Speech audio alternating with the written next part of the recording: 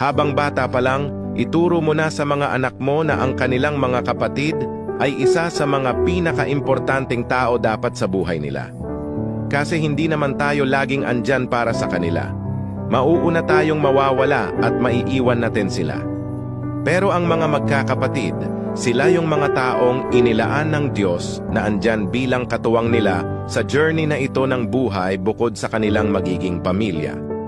I-train natin sila habang bata pa sila, na dapat nagtutulungan sila at nagbibigayan, na lagi dapat silang andyan para sa isa't isa. Alisin ang inggitan at tawayan, sa halip, turuan natin silang magmahalan at magrespetuhan, kasi sa buhay na ito, people come and go. Yung mga kaibigan nila mawawala din yan isa-isa.